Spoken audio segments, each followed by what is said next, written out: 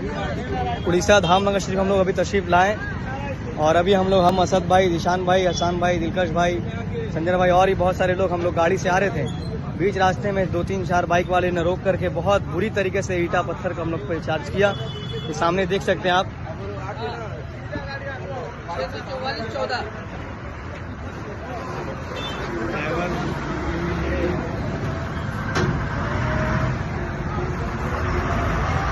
ये देखिए किस तरह से मार के तोड़ा गया है। मेरा सामने रखिए, पूरा पत्थर हो गया। आगे बढ़िए भाई, पूरा चार्ज किया गया है बुरी तरीके से।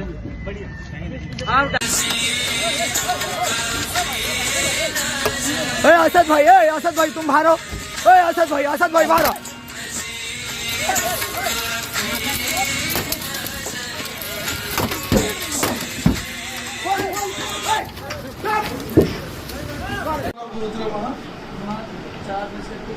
जो है सिकंदराबाद एक्सप्रेस शालीमार सिकंदराबाद बोलिए उसी से उतरे हम करने के बाद फिर जो ड्राइवर को रिसीव कर लिया ये रिसीव करने के लिए गए मेरी बात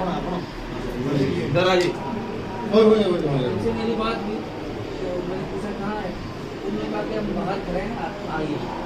तो बाहर गए